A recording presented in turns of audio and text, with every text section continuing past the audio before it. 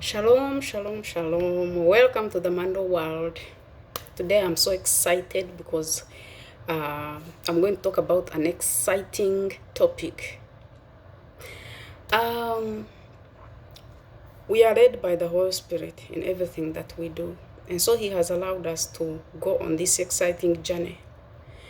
You know, most times, land people, preachers, pastors, so many spiritual people do a good job of telling us, reminding us, teaching us that we should be close to God, we should pray a lot, we should do this, we should have works, we should have the fruits of the Holy Spirit. But a few tell us how to. How do I pray? How do I get close to God? How do I Him speak to me? How do I go through the process? How do I get there? How do I love my neighbor? So I am here to break down everything that you have been asking yourself. For those who are hungry, who are yearning to know God, those who feel they want to get there, but they don't know how. Those who feel they are weak, they don't know much, they don't know the Bible. We don't all know the Bible. I myself don't know the Bible. I read it, but I don't know it. Because you know what?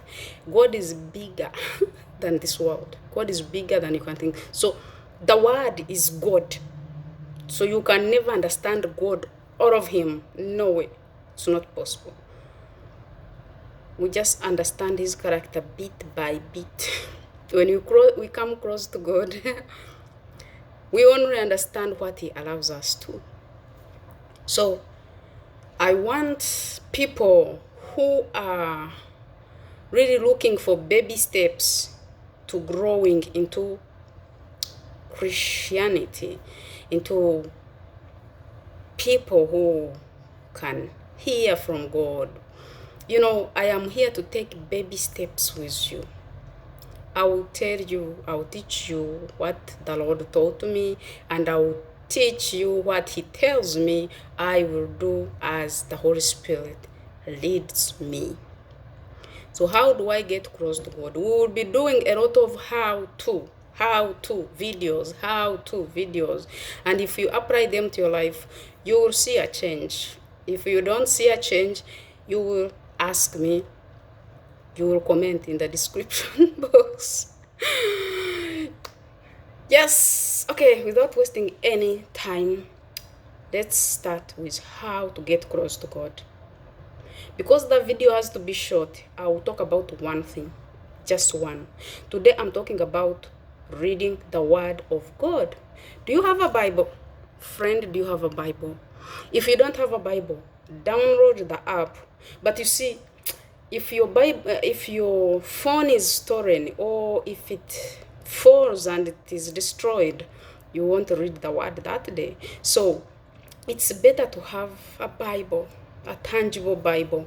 It can be small as long as it has two testaments, New Testament and Old Testament. So have a Bible. They are not even expensive. They are one of the cheapest books actually on a thrift store, church stores, anywhere, even in those who are in here in America.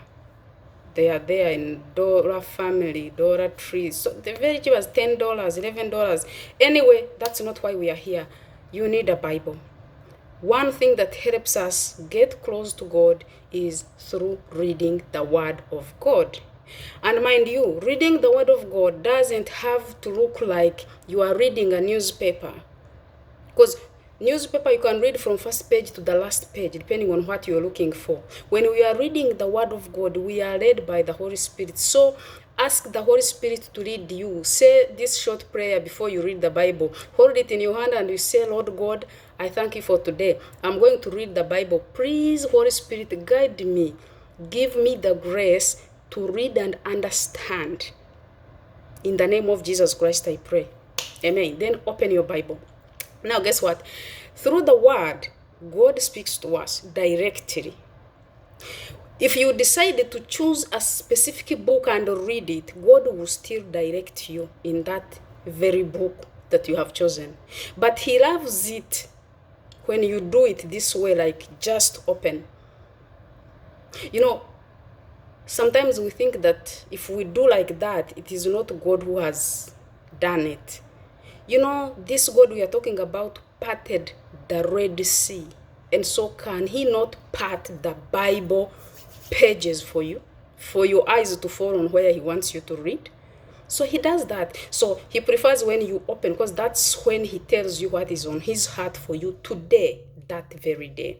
So either way you choose to read it, first ask the Holy Spirit for guidance to help you understand, read and understand.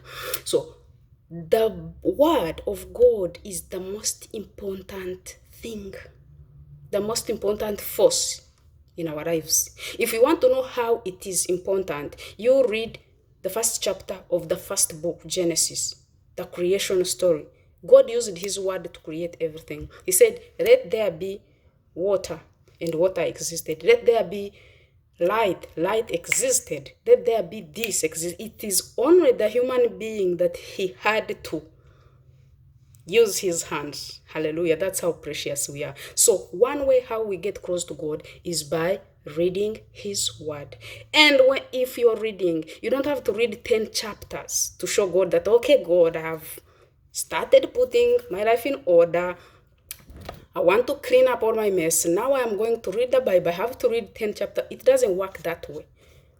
Actually, it is better to read one chapter. Pick a few verses that really speak to you and think about them throughout the day and even pray in them.